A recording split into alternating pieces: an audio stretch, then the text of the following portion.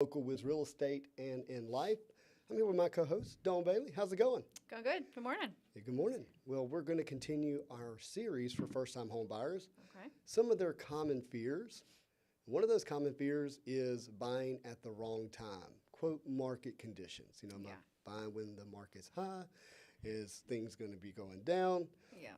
And how to overcome those fears, how to know when the right time to buy is. And so, Dawn, I have to open up with the question, have you ever bought a home, a piece of real estate at the wrong time? I'm sure. You're sure? I'm only saying that because last week you asked me if I bought a bad home and I said no, and then I left later and was like, pretty sure I did. Pretty sure you So did. I'm just going to say I'm sure. I think when you get to your level, when Yeah. you've bought as many houses as you have, it's like, I'm always in the game. So, And yeah. maybe I should, as a long-term investor, I don't guess no time is really the bad time. But just think about your own personal residence. Have you No, ever it's bought? all- Have you ever bought a personal residence that you lived in, that you then sold, and you realize, hey, I bought when the market was here, and I sold when it was here. I bought at the wrong time. No, I haven't done that. You haven't done that. Now, do you think that's unique to Ouachita Parish, Northeast Louisiana? No, I don't know if it's a trick question. I feel like the market, as long as you're in a good area, the market grows each year no matter what.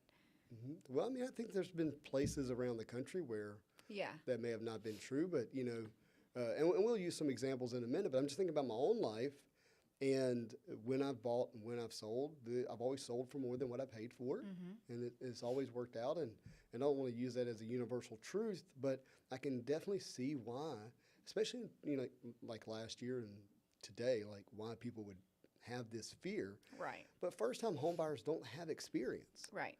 And so they have these fears. So what I'd like to do today is talk about the common fears and how to make sure whenever you buy, it doesn't actually end up being the wrong time to buy. Yeah. So what are some ways in which you can guard against buying at the wrong time, Dawn? What about with location? Like if you're going to buy a house, you really need to focus in on buying in the right location. Right. Yes, I agree. Location ends up being an insulator to it being the wrong time to buy. Does that make sense? So when you're buying real estate, you don't want to think of it as a short-term flip. Like, hey, I'm going to buy this, and then next year I'm going to flip it and make money. Yeah. Right? People hear the term flipper all the time. Right? Yeah. And I think it may create some mindset, and it's a misnomer that, hey, if I buy it today, I should be able to sell it tomorrow for more money.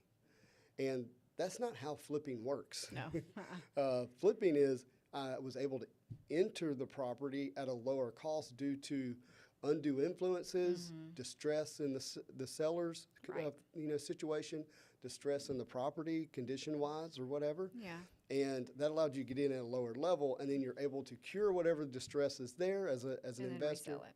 And then sell it. So that's the flipping aspect. It's not that the market just took off in 90 days, Yeah. right?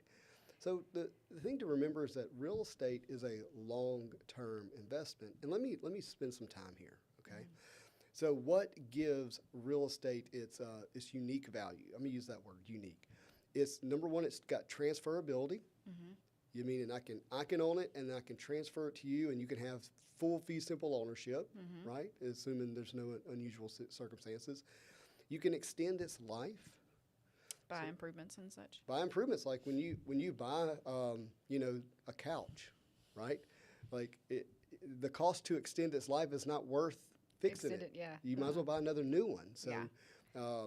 And a house does have an end of life. Like if you were to move into a home and stay there and just use and abuse it in the way that it's designed to, at a certain point, the house would actually become an encumbrance to the land because it would cease to have utility because it has no livability. Right.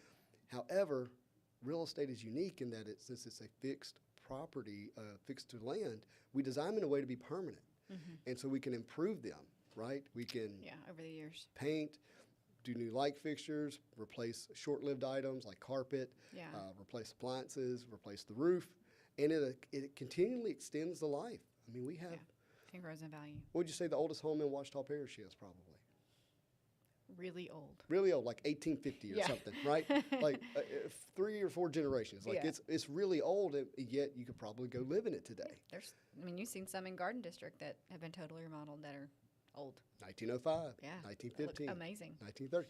And so not only can you transfer it, like my grandkids can own this. Mhm. And so it has long-term, usability, long-term value, right? Yeah. And I wanted just to remind people of this because of the fact that it's not a short-term investment. Yeah.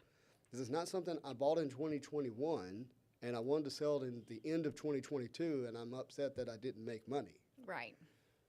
You misunderstood real estate at that point. And we always have the conversation with first-time home buyers.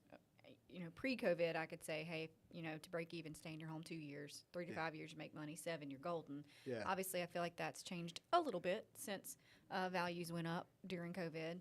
We're kind of working through what that looks like now, but Like, you mean like, is the 2 years like, hey, I can sell it, I can get out and break Yeah. even, and I got to live there for 2 years? Yes. That's what you mean. 100%. Yeah, I mean, 2 years is still a long time from the top of that market. Yeah. I mean, you're talking about what? Let's just mark it as May 2022. Mm-hmm.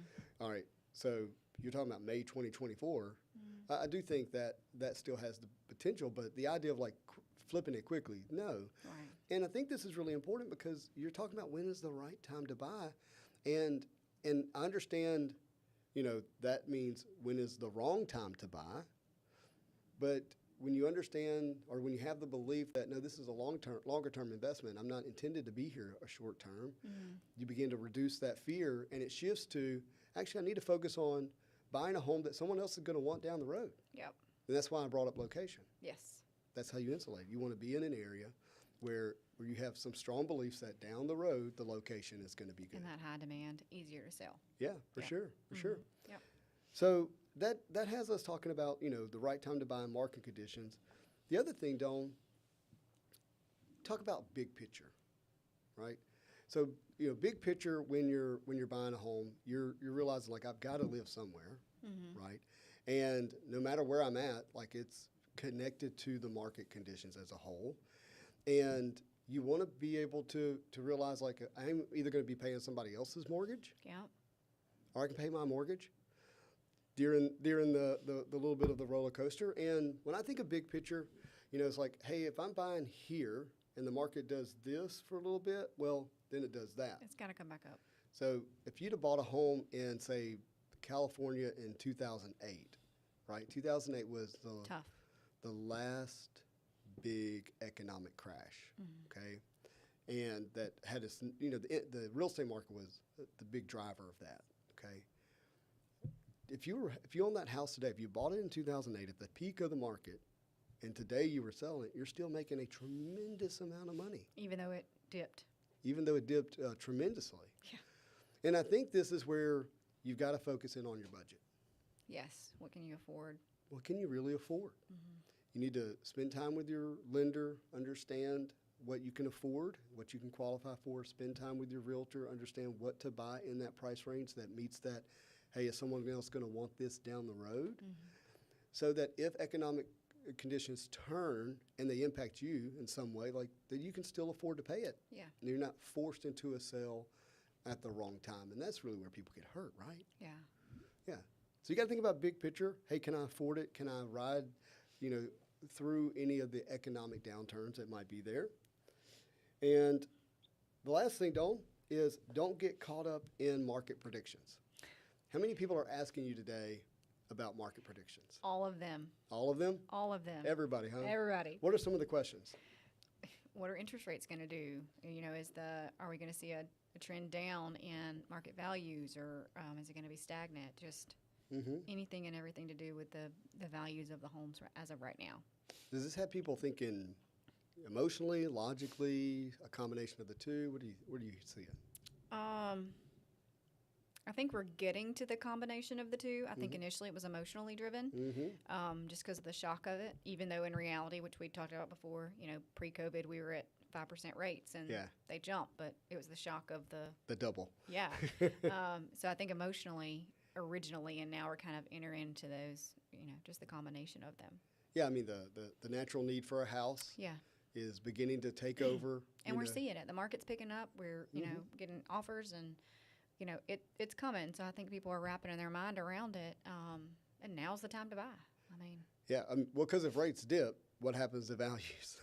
they go up. They probably go up. And And the market's ever changing. So so when they ask, well, what's the market? I mean, I can tell you now, but I can't predict 6 months from now, or we couldn't have predicted COVID. You Yeah. know. well, this is why in the appraisal world, an appraisal doesn't have a very long shelf life. Right. Like, well, I got it appraised 2 years ago. Okay, so we know nothing. Right. At all. Yeah. Sorry. The only consistence is change. Yeah. Like that. That's It's the only inevitable. thing that we can count on, is that things are not going to be the same as they were yesterday, and that's why you have to have a real estate agent that's plugged in. That's why you got to tap into your experts like your appraisers, because the market is constantly changing. What you heard the other day or what your neighbor said about something that happened 4 months ago is not necessarily what's going to happen right now, and what the real, drilled down market conditions are for that particular neighborhood or town or whatever. And so you do want to consider that. So as a lender, obviously I have people coming to me all the time. They want to, rate is always the fun discussion, right? Justin, what's going to happen? What are the market predictions? And, as I've grown in this industry, I just have learned that you can't trust predictions. I remember going into, I might get the date wrong, but I think it was 2016, and we were thinking, hey, there was a certain result that was going to happen in elections, like it was already baked into the market, and all of a sudden the Brexit happened when Britain left the EU, and then that sent like a shockwave through the political system, and then Trump ended up winning the presidency.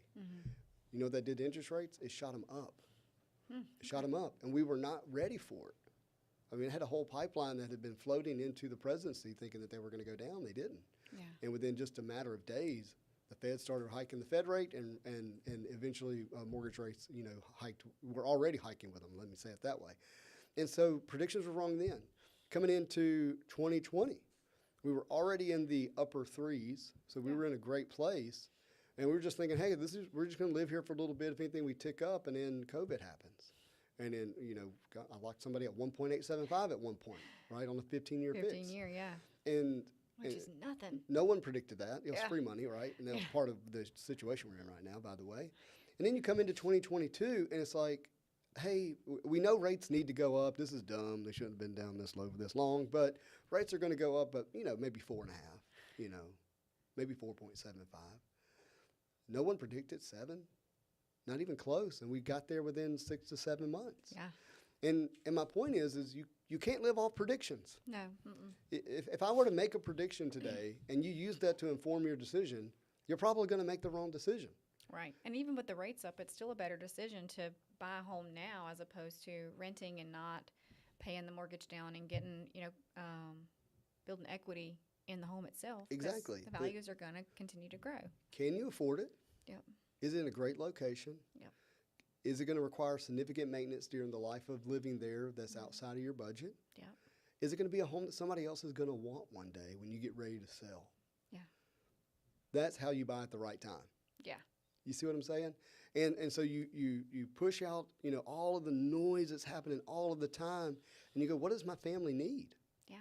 And you really you focus in on that, and don't expect to just flip it the next day. Right. And just trust that your agent knows what you're looking for, what your long-term goals are. Yeah. To put you in the right house and not just settle on something for in the moment. Mm-hmm. And I do get that there are some buyers out there who are like, want to be really in tune to what's going on and take advantage of, people are scared, so now's the time to buy. People are, hyped up. Now the time to sell, and they're trying to move in and out and all that kind of stuff. And that's all cute until you get caught holding the bag. Okay? And that happens, right? Yeah. And so my advice to first-time home buyers is make sure you're buying in a good location. Mm-hmm. Make sure the home meets your budget. Make sure that it's going to be a home that other people want, and it's not going to require a significant amount of maintenance while you're living there that's outside of your means to, fix up. Yeah. If you're going to buy a fixer-upper because you want to be able to increase the value, make sure you can truly afford it. And I'll have those conversations because I have a little bit of knowledge in the cost of that. Okay, realistic. I'm not a rainbows and butterflies person, so that's both good and bad. But it depends on how loving you are. You're very loving. I mean, these situations that you've been in with first-time home buyers, they're like, man, we bought it up and we were going to fix it up while we were here. And then you're like, well, now we got to fix it to sell it. Yes. And all the work they were going to do, they're now having to do in a short window of time Yeah. just to get it on the market. And and that's who I'm talking to right now. Yes. If you're really going to buy that home and you're going to live the fixer-upper dream, like make sure you Be can realistic. afford it and do it. Yeah. And working a full-time job and coming home and working on your house is not for the faint of heart. Yeah. Very few people who can truly do that. So, Dawn, when's the right time to buy? Now, anytime. Now, as long as you buy it in a wise way. Correct. Right. All right. One of the wisest thing you do is use a local real estate agent. I highly suggest Dawn Bailey. She's bought so many properties, she doesn't know when the wrong or right one is. Like, she's just really good at it. So, if you would like to learn more about your budget and what you can afford, I would love to help you. I'm a mortgage loan originator at Origin Bank here in Monroe, Louisiana, but we serve all over the place. So feel free to give me a call. Thank you for watching. If you want any more information, reach out to us. We'd be happy to help you.